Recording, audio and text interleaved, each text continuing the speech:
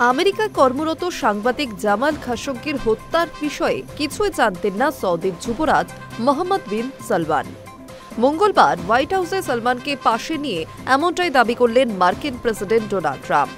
অথচ অতীতে আমেরিকার গোয়েন্দা সংস্থায় দাবি করেছিল খাশোগিকে বন্দী করা বা হত্যার নেপথ্যে সৌদি যুবরাজের যোগ থাকতে পারে। এবার নয়া দাবিতে নিজের দেশেরই গোয়েন্দা রিপোর্ট নিয়ে প্রশ্ন উস্কে দিলেন ট্রাম্প। খাশোগি হত্যার 7 বছর পরে মঙ্গলবার আমেরিকা সফরে গিয়েছেন সৌদির যুবরাজ সালমান। হোয়াইট হাউসের ওভাল অফিসে ট্রাম্পের সঙ্গে বসে বৈঠকও করেন তিনি। পরে সাংবাদিকদের সঙ্গে দুজনের আলোচনার সময় উঠে আসে খাশোগি কাণ্ডের প্রসঙ্গ। তাতে কিছুটা বিরক্তই দেখা যায় ট্রাম্পকে। খাশোগিকে একজন অত্যন্ত বিতর্কিত ব্যক্তি বলে আখ্যা করেন তিনি। কিছুটা জোর দিয়েই মার্কিন প্রেসিডেন্টের দাবি, সালমান এসবের কিছুই জানতেন না। হোয়াইট হাউসের অতিথিকে বিব্রত করার জন্যই এই প্রসঙ্গটি তোলা হয়েছে বলে দাবি ট্রাম্পের।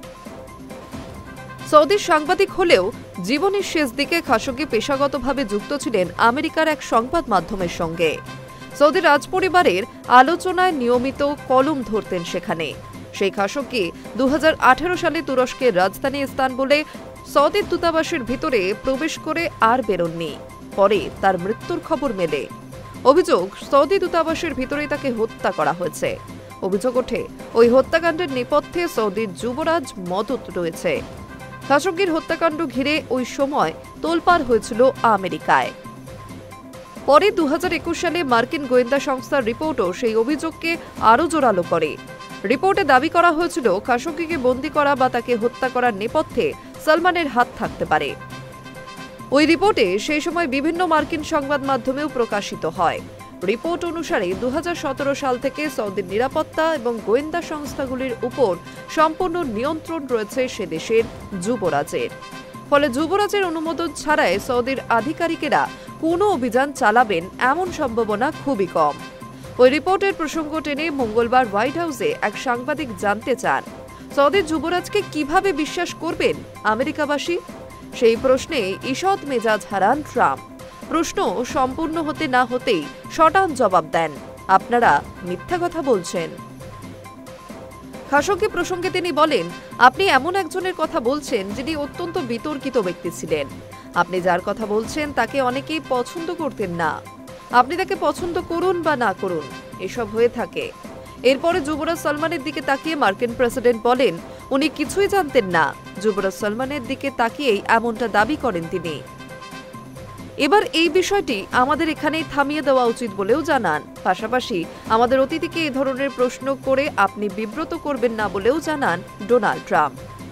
এই একটি বিষয় আলোচনায় উঠে আসায় স্বাভাবিকভাবেই কিছুটা অস্বস্তিতে পড়েন সালমানও।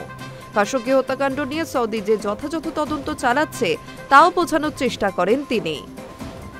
ট্রাম্পের পাশে বসে তিনি বলেন, এটি খুবই দুঃখজনক ঘটনা এবং একটি বড় ভুল। তদন্তের জন্য আমরা সকল পদক্ষেপ করেছি। এমন ঘটনা যাতে পুনরায় না ঘটে তার জন্য আমরা যথাসাধ্য চেষ্টা করছি।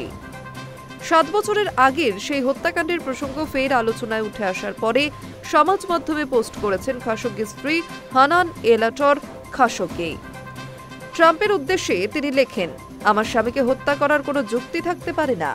জামাল একজন ভালো, সোজা সাপটা এবং সাহসী মানুষ। অনেকে তার মতামত এবং সংবাদপত্রের স্বাধীনতার বিষয়ে একমত নাও হতে পারেন। যুবরাজ বলছেন তিনি দুঃখিত।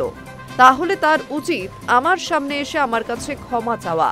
আমার যা ক্ষতি হয়েছে তা মিটিয়ে দিতে হবে তাকে। Hi News network.